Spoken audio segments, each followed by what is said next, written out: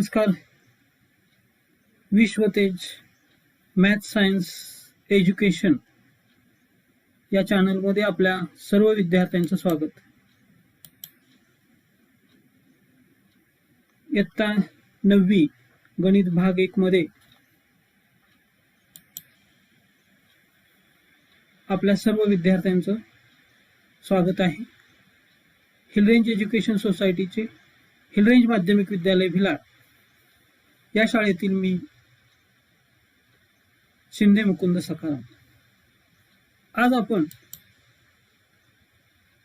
प्रकरण 1 मधील संच या प्रकरणामध्ये संच लिहिण्याच्या पद्धती, वेन आकृती या उपघटकाचा अभ्यास या भागामध्ये करणार आहोत. या भागामध्ये आपण काय काय शिकणार आहोत हे सुरुवातीला आपण लक्षात घेऊया. तर पहिला, संचाची ओळख. संच कशाला म्हणायचं, संचाची संकल्पना. दुसरा मुद्दा यामध्ये आपण घेणार आहोत संच लिहिण्याच्या पद्धती. संच लिहिण्याच्या 2 पद्धती आहेत, याचा आपण अभ्यास करणार आहोत. आणि वेन आकृती म्हणजेच दिलेले संच जे आहेत हे वेन आकृतीने कसे लिहायचे याचा अभ्यास, या 3 मुद्द्यांचा अभ्यास या तासिकेमध्ये आपण करणार आहोत. या तासिकेमध्ये या स्क्रीनवर तुम्हाला काही आकृत्या दिसत आहेत. त्या आकृतीचं निरीक्षण करायचं आहे. ही आकृती कशाची आहे ती तुम्ही मला सांगायचं आहे. स्क्रीनवर आलेली दुसरी आकृती कशी आहे तीही सांगायची आहे, कोणती आहे. आणि तिसरी आकृती, या 3 आकृत्या तुम्हाला दिसत आहेत. आणि चौथी आकृती आहे. या पहिल्या, दुसऱ्या, तिसऱ्या आणि चौथ्या आकृतीचा जर विचार केला तर पहिले ही आकृती आहे. ही पुस्तके आहेत, एकमेकांवरती पुस्तके अशा पद्धतीने ठेवलेली आहेत. या मध्ये आपण काय म्हणतो तर याला पुस्तकांचा गठ्ठा म्हणणार आहोत. आकाशात उडणारे जे पक्षी आहेत हे ज्यावेळी एकत्र असतात, समूहाने असतात, त्यावेळी आपण व्यवहारामध्ये त्याला आपण पक्ष्यांचा थवा असं म्हणतो. आणि किल्ल्या ज्या आहेत या एकत्रितपणे असतील, समूहाने असतील, तर याला आपण किल्ल्यांचा जोडगा म्हणतो. पण ही जी आकृती आहे या आकृतीच्या बाबत तुम्हाला काय सांगता येईल, काय म्हणता येईल या आकृतीमध्ये? एकत्रितपणे याचा एखादा शब्द आहे का याचा तुम्ही विचार करा. आता या आकृत्यांचा विचार करा. ही आकृती पहा, इथं आकृती आलेली आहे, याचाही विचार करा, याचंही निरीक्षण करा. या आकृतीचं निरीक्षण करा. आणि चौथी आकृती आहे, या चौथ्या आकृतीचं सुद्धा निरीक्षण करा. काय दिसतंय तुम्हाला या आकृतीमध्ये? इथं जे आहे हा फुलांचा समूह आहे, बरोबर आहे. याला आपण काय म्हणताय, फुलांचा गुच्छ म्हणताय. या ज्या खुर्च्या दिसत आहेत याच्यामध्ये सारखेपणा आहे का? या माणसांचा, इथं माणसं दिसत आहेत, 1 2 3 4 आणि 5 व्यक्ती दिसत आहेत. या व्यक्तीमध्ये काही सारखेपणा आहे का? त्यांचा एकत्रितपणे आपण समूह घेतला तर त्यांना व्यक्तींचा समूह म्हणता येईल का? आणि हे जे चेंडू आहेत याच्यामध्ये काहीतरी वेगळेपण दिसत आहे. म्हणजे खुर्च्या, माणसांच्या आकृत्या आणि चेंडू याबाबत तुम्हाला काय सांगता येईल? जसं फुलांचं एकत्रितपणे आपण फुलांचा गुच्छ म्हटलं, किल्ल्यांचा जोडगा म्हटलो, पुस्तकांचा गठ्ठा म्हटलो, तर आपणाला या बाबतीत काय म्हणता येईल का? तर या आतापर्यंत आपण आकृत्या ज्या पाहिल्या या आकृत्यांचं आपण 2 भागामध्ये वर्गीकरण करायचं. पहिला भाग, खालील प्रत्येक वस्तू समूहासाठी आपण विशिष्ट शब्द वापरतो. याच्यासाठी पुस्तकांचा गठ्ठा म्हणतो आपण, याच्यासाठी किल्ल्यांचा जोडगा म्हणतो, फुलांचा गुच्छ आहे किंवा पक्ष्यांचा थवा आहे. पण या समूहाबाबतीत, खालील समूहाबाबत काय वेगळेपणा जाणवतो? तर या समूहामध्ये तुम्हाला वेगळेपण दिसत आहे. 1 2 3 4 आणि 5 व्यक्तींपैकी 4 व्यक्ती या एकाच रंगामध्ये आहेत, परंतु इथं पांढऱ्या रंगाचे आहे. दुसरा मुद्दा असा या ठिकाणी, प्रत्येकाने आपला जो हात वर केला आहे 1, 2, 3 आणि 4 मध्ये, तो सारखाच आहे, परंतु याने वेगळा आहे. म्हणजे इथं वेगळेपणा जाणवतो. इथं सर्व प्रकारच्या खुर्च्या असतील तरी सुद्धा या खुर्च्यांमध्ये सुद्धा या खुर्चीचा रंग जो आहे तो वेगळा आहे. म्हणजे इथं वेगळेपण आहे. आणि या आकृतीमध्ये तर स्पष्टपणे वेगळेपण तुम्हाला दिसत आहे. इथं 2 चेंडू दाखवलेले आहेत आणि हे फळ आहे. म्हणजे इथं वेगळेपण आहे. यामध्ये या आकृत्यांना आपण विशिष्ट असं नाव या समूहाला देता येणार नाही. आणखी आपण उदाहरण पाहू. 1. गावातील आनंदी मुले.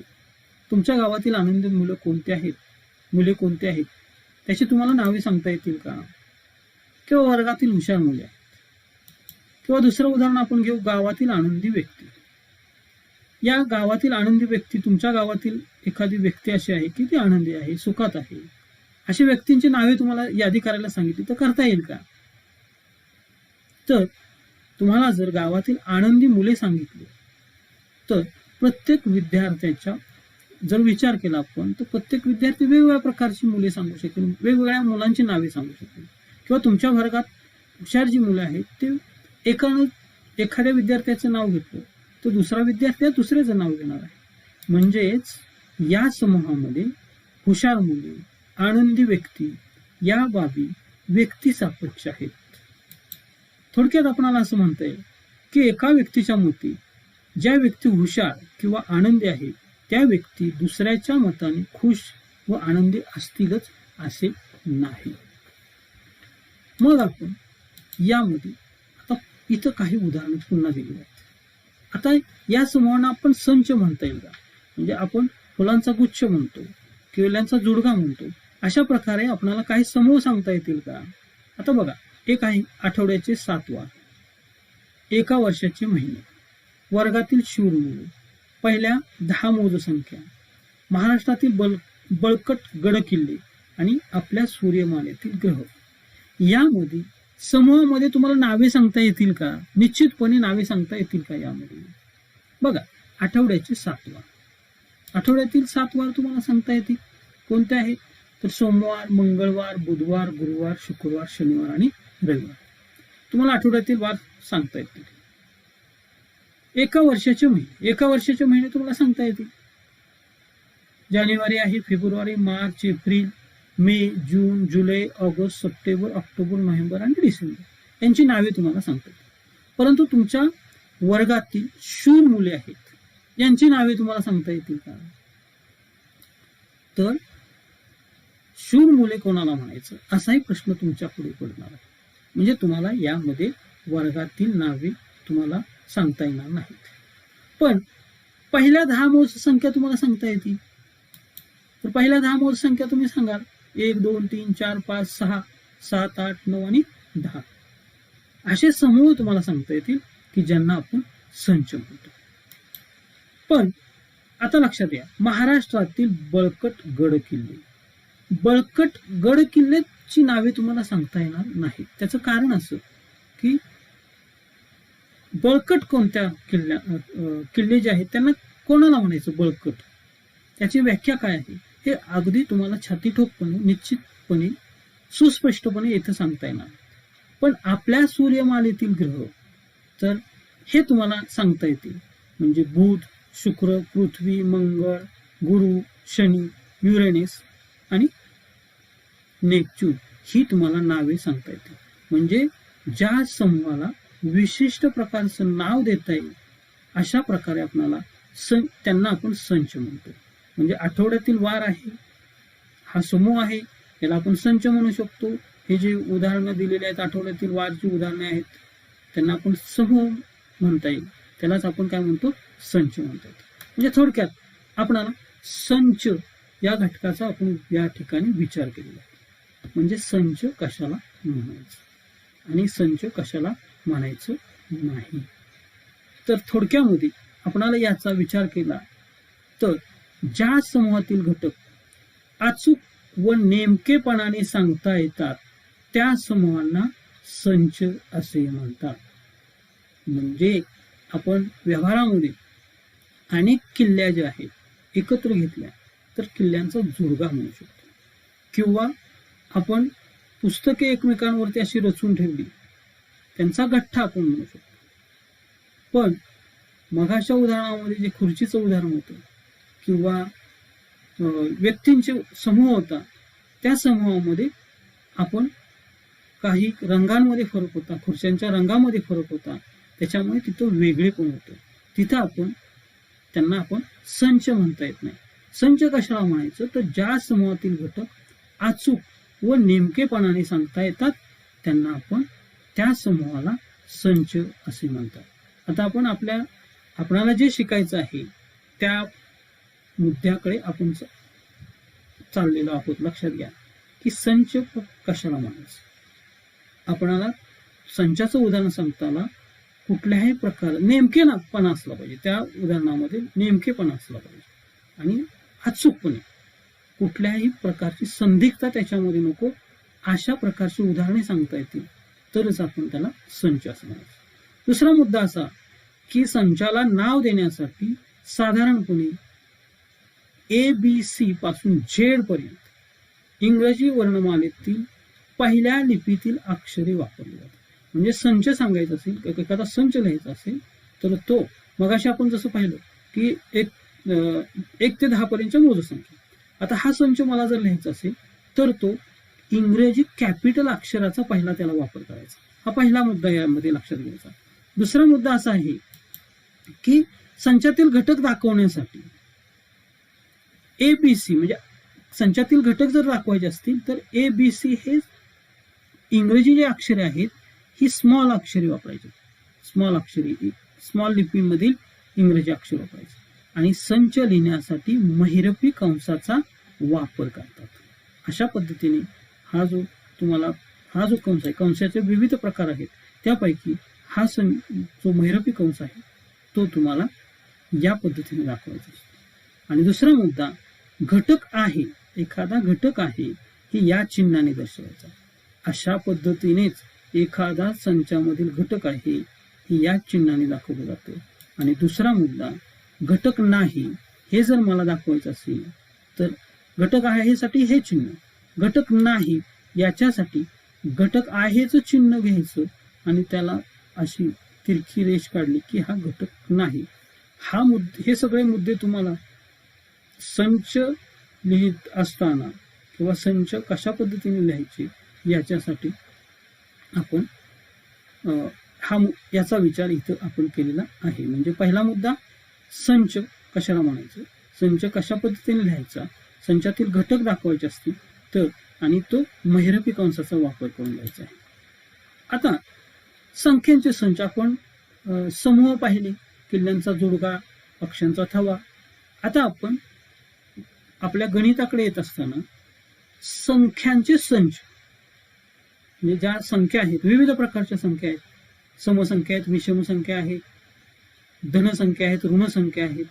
या संख्या आपण विशिष्ट पद्धतीने एका समूहामध्ये घेतलेले आहेत. ते समूह कोणते, त्या समूहाला आपण संच म्हणणार आहोत. मग त्याच्यामध्ये पहिला मुद्दा जो येतो तो नैसर्गिक संख्या. आता नैसर्गिक संख्या N, कॅपिटल N या अक्षराने दर्शवायचे असतात. कधीही लक्षात ठेवायचं की N हा कॅपिटल N हा जो दर्शवलेला आहे तो नैसर्गिक संख्या, आणि त्या महिरपी कंसामध्ये आपण 1 2 3 4 5 6 अशा पद्धतीने आणि मग महिरपी कंस पूर्ण करतो. आणि हा डॅश डॅश, कारण अशा अनेक संख्या आहेत, असंख्य संख्या आपल्याला यापुढे सांगता येतात. दुसरा संख्याचा प्रकार आहे तो पूर्ण संख्या. पूर्ण संख्येला W या अक्षराने दर्शवले जातं आणि त्याच्यामध्ये 0 महिरपी कंसामध्ये लिहून 0 1 2 3 4 5 डॅश डॅश डॅश, म्हणजे अशा प्रकारे तो कंस महिरपी कंस पूर्ण झाला की आपल्याला हा पूर्ण संख्यांचा संच लिहिता येतो. नैसर्गिक संख्या आणि पूर्ण संख्या याच्यामध्ये फक्त पूर्ण संख्येमध्ये 0 हा घटक आलेला आहे. त्याचा पुढचा जो भाग आहे तो पूर्णांक संख्या. ह्या संख्यांचे संच फार महत्वाचे आहेत. नैसर्गिक संख्या कशाला म्हणायचं, पूर्ण संख्या कशाला म्हणायचं, पूर्णांक संख्या कशाला म्हणायचं. तो आ या अक्षराने दर्शवायचा. याच्यामध्ये आपणाला इथं बघा अनंत संख्या या ठिकाणी दर्शवलेल्या आहेत. या बाजूला या दिशेने आपण अनंत संख्या दाखवतो आणि मग इकडं ऋण 3 म्हणजे या बाजूला ऋण संख्या येतात. ऋण 100, ऋण 90, ऋण 80 वगैरे अशा पद्धतीने.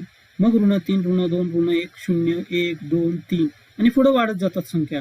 आणि मग हा महिरपी कंस म्हणजे हा संच जो आहे तो अशा पद्धतीने पुढे दाखवता येतो आणि महिरपी कंस पूर्ण होतो. पुढे संख्यांच्या संचामध्ये परिमेय संख्या क्यू या अक्षराने, कॅपिटल क्यू या अक्षराने दर्शवले जातात. याच्यामध्ये सर्व प्रकारच्या म्हणजेच ऋण संख्या येतात, म्हणजे अंश आणि छेदाच्या स्वरूपात संख्या व्यक्त केल्या जातात. पूर्णांक संख्या येतात, शून्य संख्या येते 12 या पद्धतीने. अशा 0, 23/4, 12 अशा पद्धतीने आपल्याला परिमेय संख्या सांगता येतात.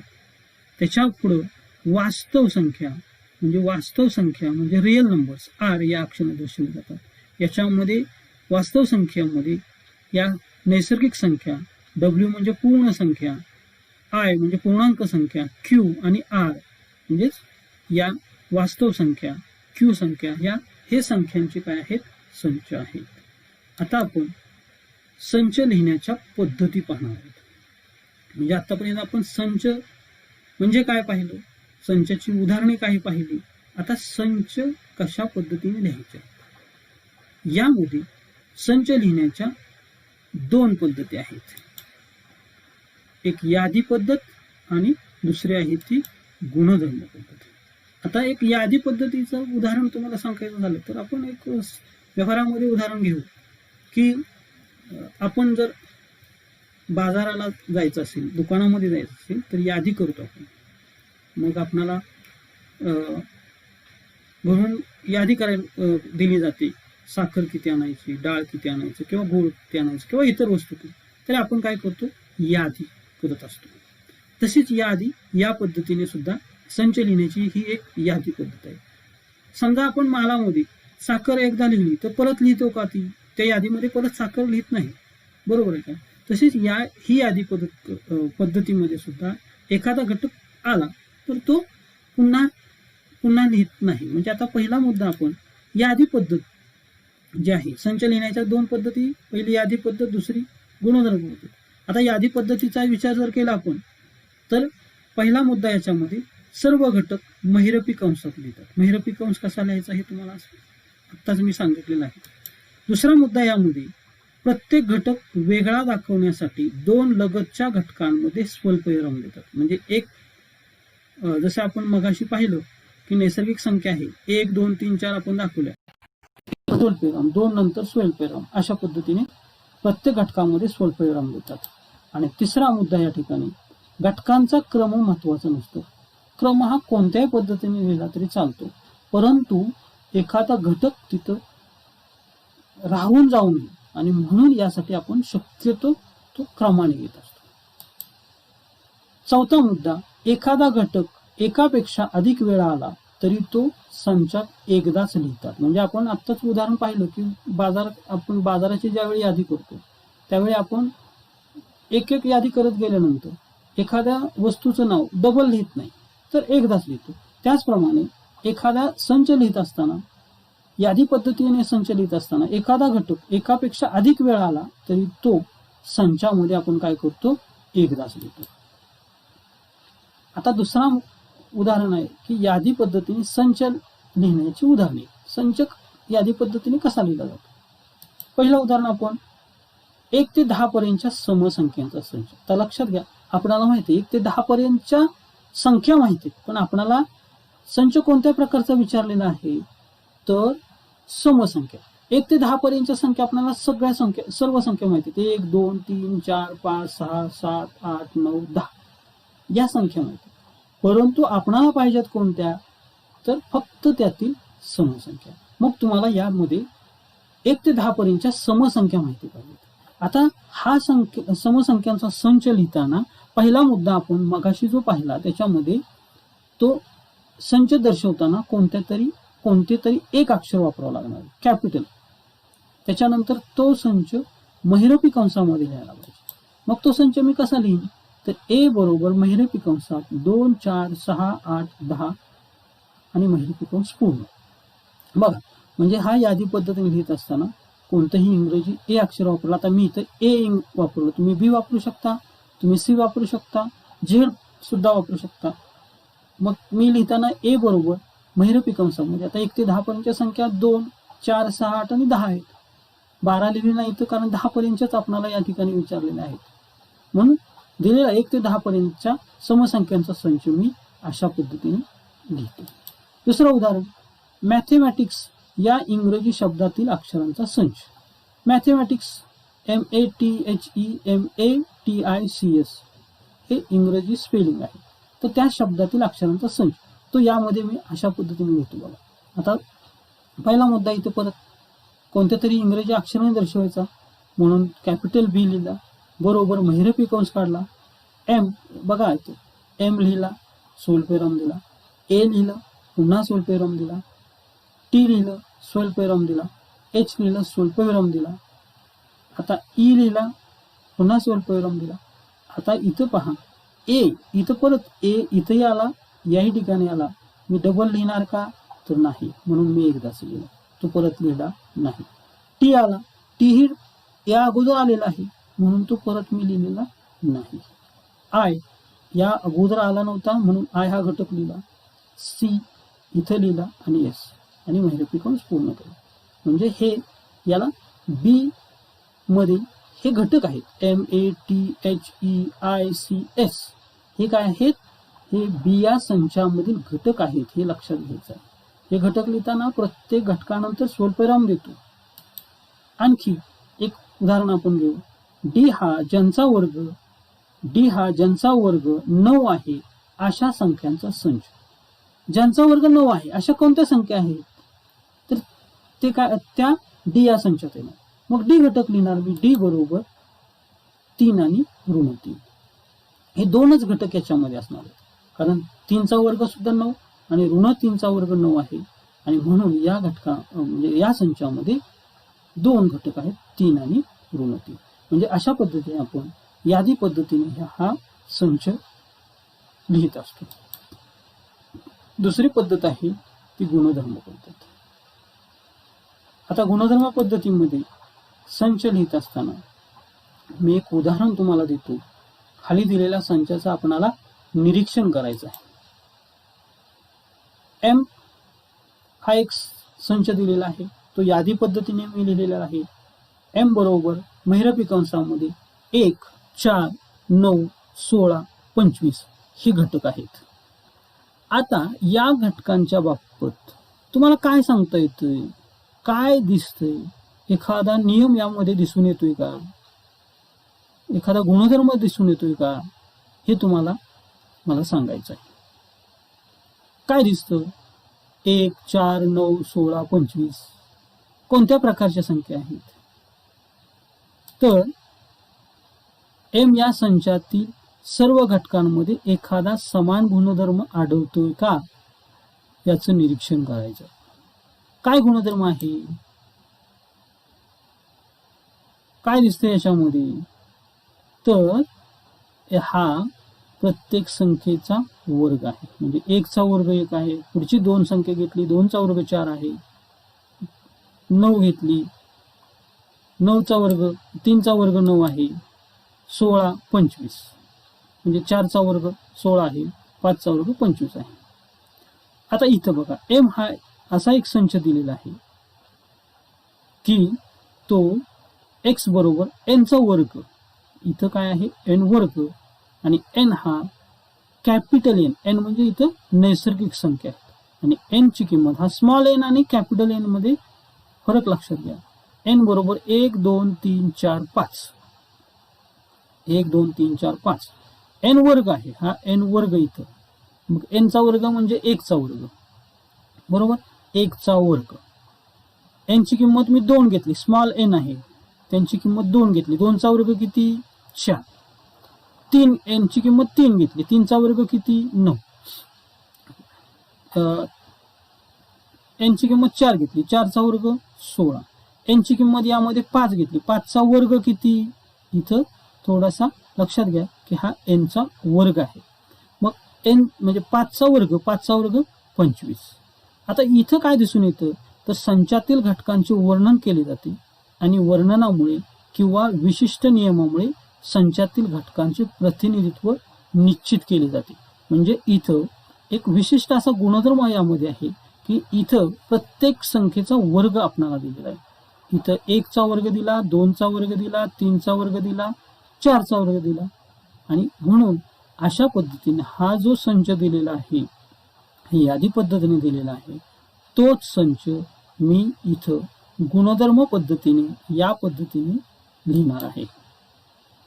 म्हणजे हा संच लिहिताना महिरपी कंस याच्याकरता काय शब्द वापरायचा या महिरपी कंसासाठी, तरी संचाकरिता. आणि इथं जी उभी रेष आहे, ही उभी रेष आहे, हे याच्यासाठी आशी की, आसा की, आसे की, बघा आसे की, आशी की या शब्द प्रयोगाकरता वापरतात. म्हणजे उभी रेष ही आशी की किंवा आसे की याच्यासाठी वापरायचं आणि महिरपी कंस संचाकरिता असं वापरायचं. म्हणजे थोडक्यात मी हा जो संच दिलेला आहे, हा गुणधर्म पद्धतीने जो संच मी लिहिलेला आहे, तो संच मी वाचत असताना कसा वाचायचा, तर एम हा एक्सचा, लक्षात घ्या, एम हा एक्सचा असा संच आहे की, उभी रेषा काय वापरतो, असा संच आहे की एक्स बरोबर एनचा वर्ग. या ठिकाणी एनचा वर्ग आहे, इथं थोडासा एन वर्ग लिहायचं, तो वरच्या बाजूला वरती लिहायला पाहिजे, एन वर्ग. मग एन हा नैसर्गिक संख्यातील घटक आहे, परंतु नैसर्गिक संख्या कुठपर्यंतच्या, तर फक्त 5 पर्यंतच्या, 1 2 3 4 5 अशा पद्धतीने आपण गुणधर्म पद्धतीने संच लिहितो. आता खालील तक्ता मध्ये इथं पूर्ण करायचा आहे. आता हा तक्ता तुमच्या पुस्तकामध्येच दिलेला आहे. म्हणजे तुलना करून, एक हा संच यादी पद्धतीने दिलेला आहे, इथं गुणधर्म पद्धतीने दिलेला. आता यादी पद्धतीमध्ये संच दिलाय ए बरोबर 2 4 6 8 10 12 14 हे महिरपी कंसामध्ये दिलेले. मग हाच संच गुणधर्म पद्धतीने मी कसा लिहिणार, तर ए बरोबर बघा महिरपी कंसामध्ये चल वापरलेला आहे एक्स, तुम्ही एक्सच वापरला पाहिजे, इथं असं नाही वाय वापरा, झेड वापरा, कोणताही वापरा, एक्स. मग उभी रेषा काढलेली आहे. पुन्हा एक्स ही 15 पेक्षा लहान सम नैसर्गिक संख्या आहे. कारण का, इथं 2 4 6 8 10 12 14 या काय आहेत, समसंख्या दिलेल्या आहेत आणि त्या 15 पेक्षा लहान आहेत. आणि म्हणून गुणधर्म पद्धतीने हा जो संच यादी पद्धतीने दिलेला आहे, तो गुणधर्म पद्धतीने लिहिताना तो या पद्धतीने लिहिला जातो. मग याचं वाचन कसं करायचं, महत्वाचा मुद्दा आहे.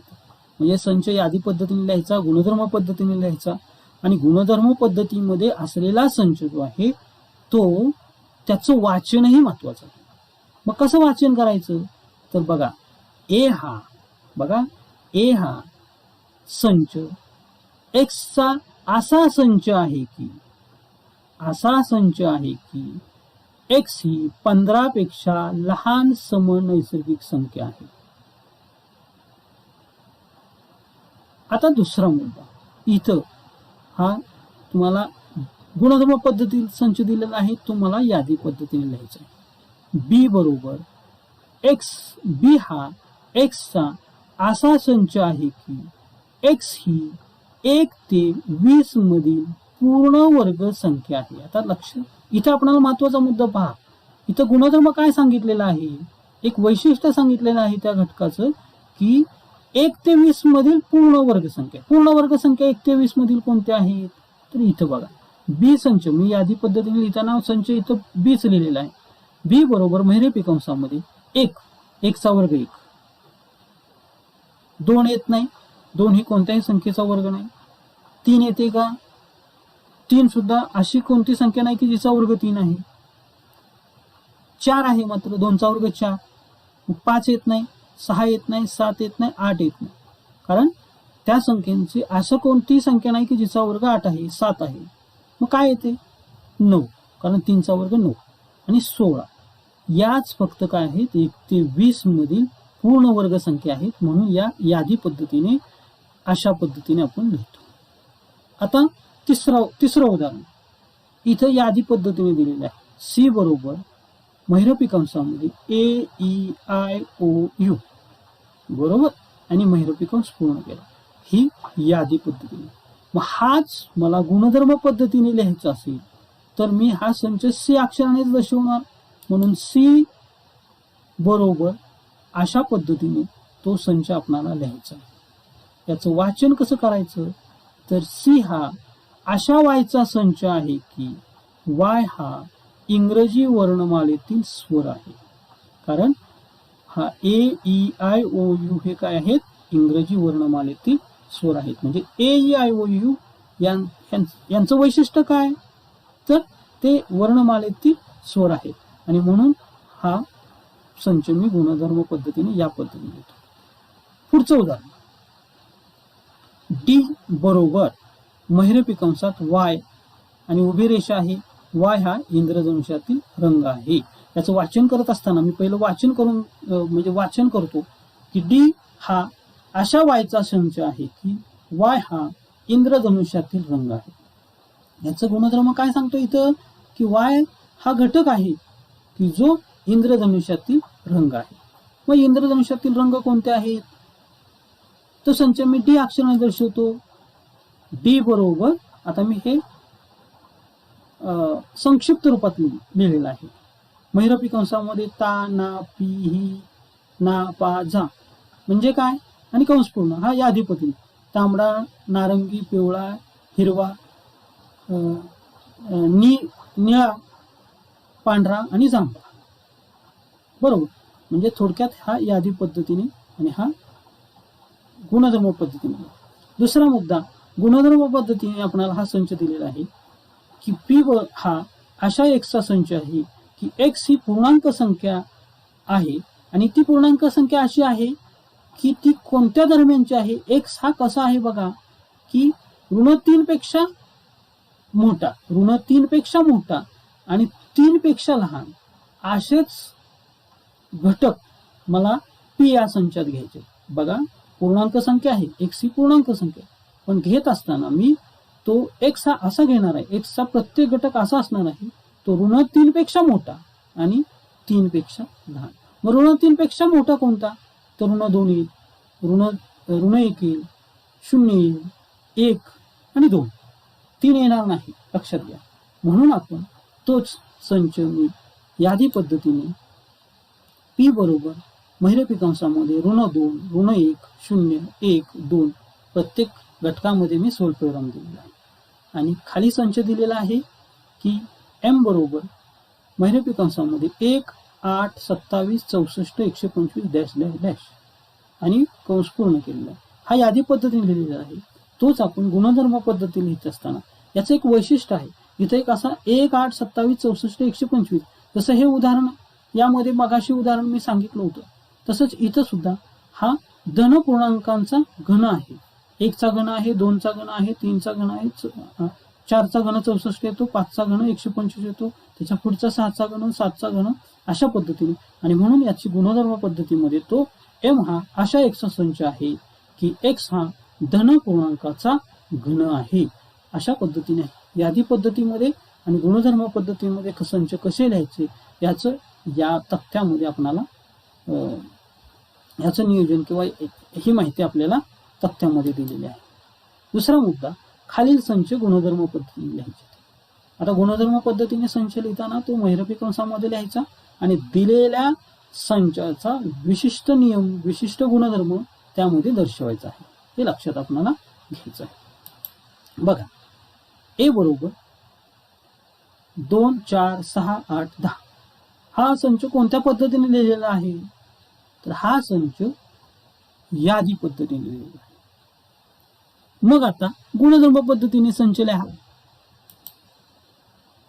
तर ए हा अशा एक्सचा संच आहे की एक्स बरोबर 2n आणि n बरोबर 1, 2, 3, 4, 5 आणि महिरपी कंस पूर्ण. इथं बघा 2n एक्स हा घटक असा आहे, ए हा एक्सचा असा घटक आहे की एक्स बरोबर 2 येईल. इथं महत्वाचा मुद्दा आहे, एक्स बरोबर 2 येईल हे जरी समीकरण यामध्ये असेल तर एन ची किंमत एकदा 1 घ्यायची, एकदा 2 घ्यायची, एकदा 3 घ्यायची, एकदा 4 घ्यायची, एकदा 5 घ्यायची. म्हणजे 2 गुणिले 1, 2 एके 2 म्हणजे 2 आलं. 2 एन ची किंमत 2 घेतली, बेदुने 4, 4 इथं आलं. 3 घेतली की 2 गुणिले 3 6, 4 घेतली तर 2 गुणिले 4 बरोबर 8, आणि 5 घेतली यांची किंमत तर 2 गुणिले 5 बरोबर 10. म्हणून आपण हा संच गुणधर्म पद्धतीने लिहितो. दुसरं उदाहरण, सी बरोबर महिरपी कंसामध्ये SMILE. आता हे घटक आहेत, एस आहे, MILE. आता ही इंग्रजी अक्षर आहे, म्हणजेच अर्थात हा इंग्रजी शब्दामधील अक्षर असणार आहे. मग ते कसं लिहायचं आपण गुणधर्म पद्धतींमध्ये? तर ते लिहित असताना सी हा वाय, आता इथं वाय घेतलं होतं, इथं एक्स घेतलं होतं, आता इथं वाय घ्यायचं. सी हा अशा वायचा संच आहे की वाय हे स्माइल या शब्दातील अक्षर आहे, आणि इथं महिरपी कंस पूर्ण करायचं. आता तिसरं उदाहरण, डी बरोबर रविवार, सोमवार, मंगळवार, बुधवार, गुरुवार, शुक्रवार, शनिवार आणि महिरपी कंस पूर्ण आहे. हा संच यादी पद्धतीने दिलेला आहे. याचं वैशिष्ट्य काय आहे? याचं म्हणजे हे जे घटक दिलेले आहेत, रविवार, सोमवार, मंगळवार, बुधवार, गुरुवार, शुक्रवार आणि शनिवार, हे काय आहे? तर आठवड्यातील वार आहेत, बरोबर. आणि म्हणून आपणाला हा संच, मला डी हा अशा पीचा संच आहे. तर पी घेतलं, इथं एक्स घेतलं होतं, इथं वाय घेतलं, पी घ्या, क्यू घ्या, कोणतेही अक्षर घ्या. म्हणून डी हा पीचा असा संच आहे की पी हा आठवड्यातील दिवस आहे. अशा पद्धतीने हे गुणधर्म पद्धतीने आपल्याला संच लिहिता येतात.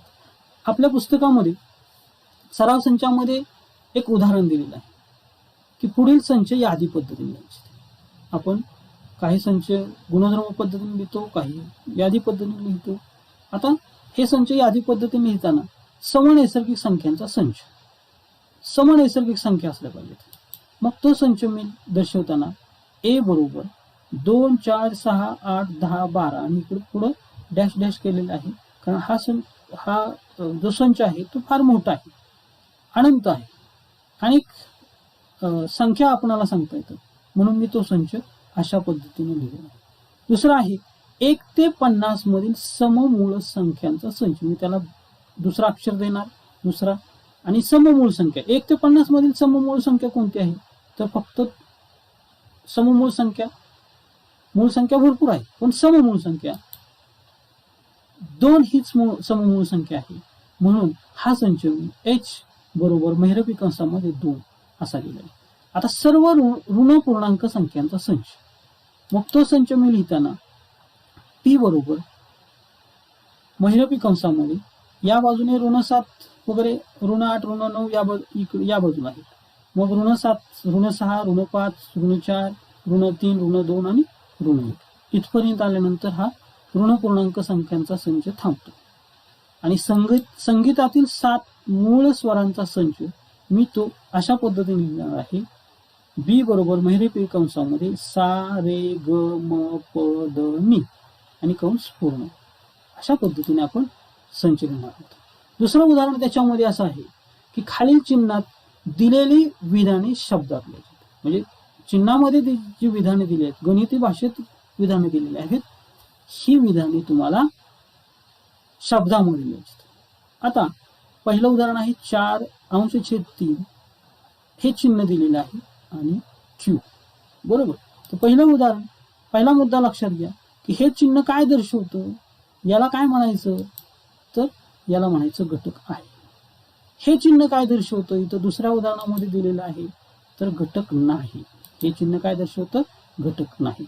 मग आता हेच पहिलं उदाहरण जे आहे 4/3, हे मला कसं लिहायचं? 4/3 हा क्यूचा घटक आहे, म्हणून असं म्हणता येतं 4/3 हा क्यू या संचातील घटक आहे. दुसरं उदाहरण ऋण 2 हा एन या संचातील घटक नाही, बरोबर. म्हणजे अशा पद्धतीने घटक आहे आणि घटक नाही हे आपणाला शब्दामध्ये लिहिता येतं. तिसरं उदाहरण जर आपण पाहिलं तर हे तिसरं उदाहरण आहे ते गुणधर्म पद्धतीमध्ये आहे. मग तेच मी काय लिहिणार आहे तर पी हा अशा संच पी चे असे घटक आहेत की पी ही विषम संख्या आहे. पी हे काय आहे? विषम संख्या आहे. आता आपण संच लिहिण्याच्या पद्धती पाहिल्या. आता वेन आकृती, वेन आकृतीने संच दर्शवायचा आहे. आता वेन हे नाव का पडलं तर संच लिहिण्यासाठी बंदिस्त आकृत्यांचा उपयोग ब्रिटिश तर्कशास्त्रज्ञ जॉन वेन यांनी प्रथम केला आणि म्हणून अशा आकृत्यांना आपण काय म्हणतो? वेन आकृती. म्हणजे वेगवेगळ्या संचातील संबंध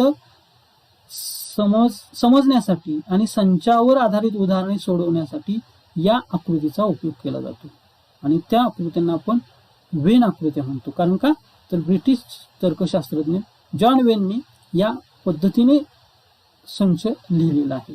मग तो संच आपण वेन आकृत्या कशा आहेत तर आपणाला अशा वर्तुळामध्ये आपणाला संच दाखवता येतात. वर्तुळ काढून किंवा अशा पद्धतीने चौरसामध्ये किंवा त्रिकोणामध्ये, आयतामध्ये. परंतु ही आकृती कशी असली पाहिजे तर बंदिस्त आकृती असली पाहिजे.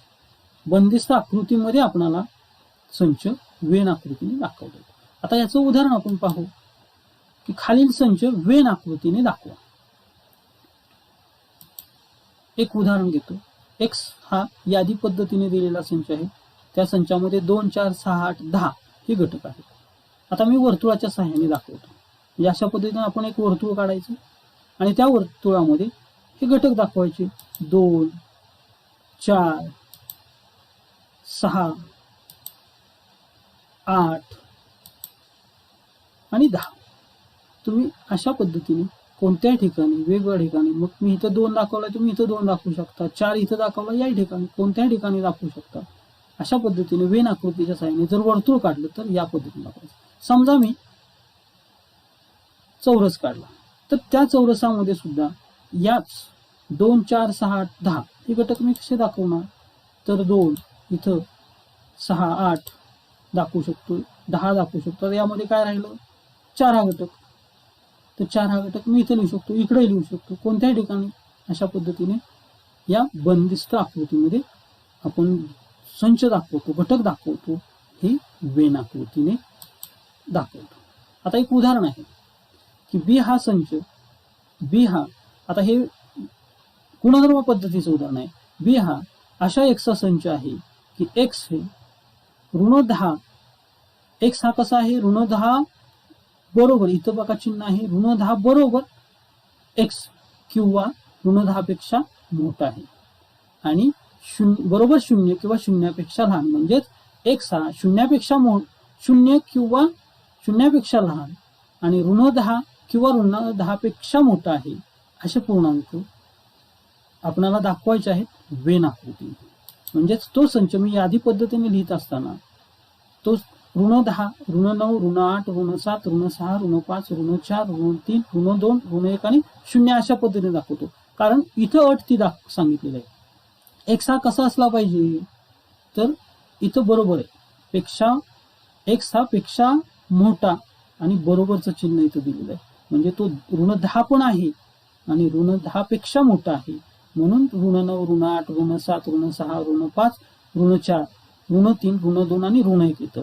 आणि एक्स हा 0 सुद्धा आहे पण 0पेक्षा लहान आहे, 0पेक्षा मोठा नाही. म्हणून 0पर्यंतचे घटक, एक्सचे घटक म्हणजे बी या संचाने दर्शवलेले घटक इथं येतात. आणि हाच संच आपण वेग आकृतीने दाखवत असताना आपण आयतामध्ये सुद्धा दाखवू शकतो. बी संच दिलेला आहे म्हणून या संचाला या ठिकाणी कॅपिटल बी अक्षराने दर्शवतो आणि मग हे सर्व घटक शून्यापासूनचे हे क्रमाने लिहिले तर चांगलं आहे. कारण त्याचं कारण एखादा घटक त्या ठिकाणी राहत नाही. म्हणून 0, 1, 2, 3, ऋण 1, ऋण 2, ऋण 3, ऋण 4, ऋण 5, ऋण 6, ऋण 7, ऋण 8, ऋण 9, ऋण 10 अशा पद्धतीने यामध्ये दर्शवलेलं आहे. तर विद्यार्थी मित्रांनो, आपण या ठिकाणी आज संच कशाला म्हणायचं, संच ही संकल्पना समजावून घेत असताना संच लिहिण्याच्या पद्धती आणि वेन आकृतीने संच दाखवायचे हे पाहिलेलं आहे. तर पुढच्या भागामध्ये आपण संचांचे प्रकार हा भाग पाहणार आहोत. धन्यवाद.